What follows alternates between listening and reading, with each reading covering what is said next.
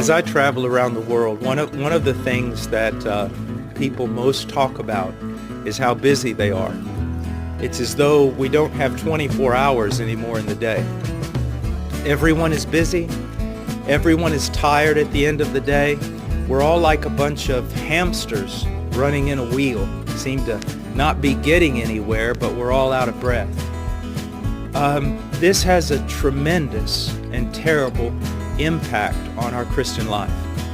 There was a secular psychiatrist, I forget his name, and I don't often quote secular psychiatrists, but he said something like this. There is a saying in English that hurry is of the devil.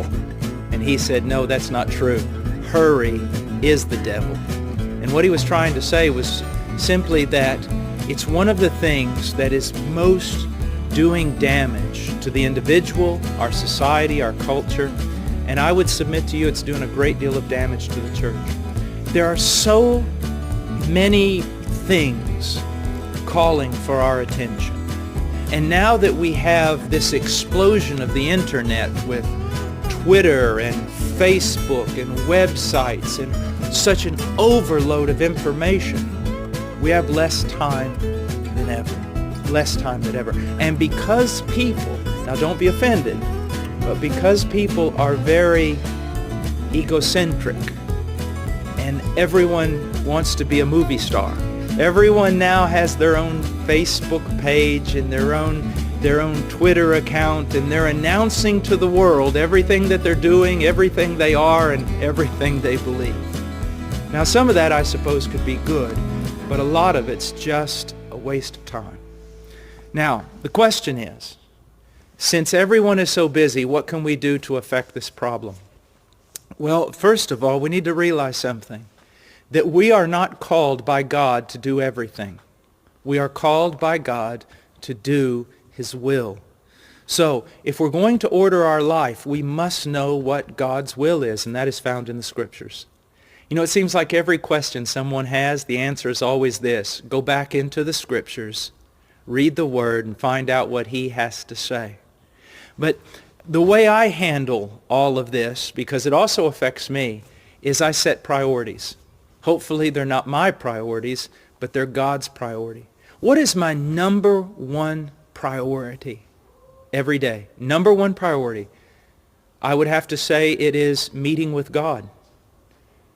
Spending time in the Word and spending time in prayer, because it impacts my entire life. If I don't do it, I'm disobedient. And if I don't do it, I'm no good to anyone. You know, Martin Luther said? He said one time, he goes, I am so busy today that if I do not pray 3 hours, I'm never going to get everything done.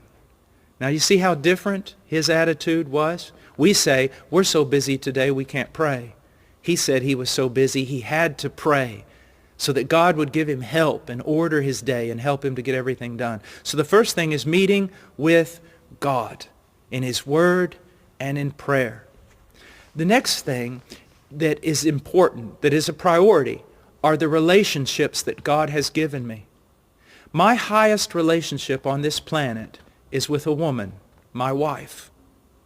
I must make sure that I'm fulfilling my duties, relational duties, friendship, communication with my wife.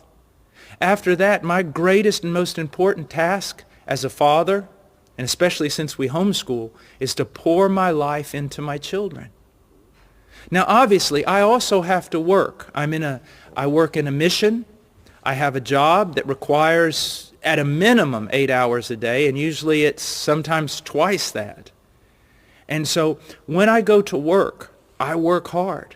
I don't play around. I don't get in a lot of conversations. I work. Why? In order to get my job done so I can get back to other priorities, which are always relational. My relationship with God, my relationship with my family, my relationship with my brothers and sisters in Christ, and then my relationship with people who need Jesus Christ.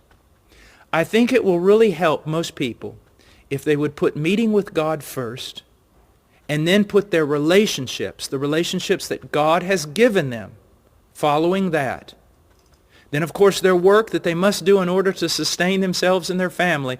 And if there's no time left, then instead of cutting out time with God, cut out your Facebook. Cut out your Twitter account. Cut out being on the web all the time, or on the telephone all the time, or texting all the time. Those things simply are not necessary. They simply are not. Here's something that I would like you to think about. God created us for a relationship with Him, but also horizontal relationships with others. On the day that I am about to die, and I'm laying on my deathbed, I will have many regrets if I have neglected the relationships that God has given me, especially with family and brothers and sisters in Christ. I don't think I'm going to be very, very sad if I was not able to do Twitter or was not able to maintain a Facebook page. Get your priorities together, and you'll not have much problem with time.